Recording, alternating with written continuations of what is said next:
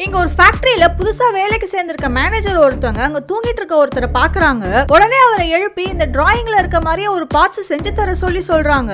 ஆனா அவர் அந்த ஃபீல்ட்ல ரொம்ப எக்ஸ்பீரியன்ஸான ஆளு. சோ இந்த டிராயிங்க பார்த்ததுமே இது தப்பா இருக்கு, சைஸ் மாத்தி வரைஞ்சிருக்கீங்கன்னு சொல்றாரு. அதுக்கு அந்த மேனேஜர் இத வரைஞ்சதே நான் தான், சொன்ன வேலையை மட்டும் செய்யுங்க, இல்லனா நான் வேற ஆளை வச்சு பாத்துக்கிறேன்னு சொல்லிடுறாங்க. இவரும் எவ்வளவு சொல்லி பாக்குறாரு. ஆனா அந்த மேனேஜர் சுத்தமா கேக்குற மாதிரியே தெரியல. அதுக்கு மேல அவங்க கிட்ட ஆர்கியூ பண்றதே வேஸ்ட்னு செஞ்சு தரேன்னு சொல்லி இவர் செஞ்சு கொடுத்து விட்ட கொஞ்ச நேரத்திலேயே யூனியன் லீடர் அங்க வந்து இவரை கண்ணா பின்னன்னு திட்டிட்டு இருக்காரு. ஏன்னா அவர் செஞ்ச பார்ட்ஸ் மிஷின்ல சுத்தமா மேட்சே ஆகல. சோ இந்த மாசம் கொடுக்க போற சம்பளத்துல இதோட லாஸ் புடிச்சிட்டு தான் தர போறேன்னு சொல்றாரு. உடனே இவர் அவரை கூப்பிட்டு இந்த டிராயிங்ல இருக்கிறத செக் பண்ணி பாருங்க, நான் அதை அப்படியே தான் செஞ்சிருக்கேன்னு காட்டுறாரு. அவரும் அதை செக் பண்ணி பார்த்துட்டு உடனே மேனேஜரை கூப்பிடுறாரு. அவங்க கிட்ட இந்த சைஸ் நீங்க தப்பா வரைஞ்சிருக்கீங்கன்னு சொல்றாரு.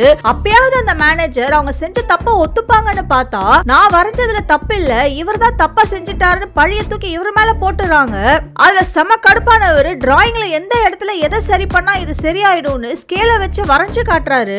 சப்போஸ் நான் சொன்னதுதான் தப்புன்னு நீங்க நினைச்சீங்கன்னா தாராளமா என் ஒரு மாசம் சம்பளத்தை எடுத்துக்கோங்கன்னு ரொம்ப கான்பிடென்ட்டா சொல்றாரு. அதை கேட்டதுக்கு அப்புறம் தான் மேனேஜர் மேலதான் தப்புன்னு எல்லாருக்கும் புரிஞ்சிடுது. அப்ப கூட ஒரு சாரி கூட கேட்காம சைலண்டா அந்த டிராயிங் எடுத்துட்டு போயிடுறாங்க.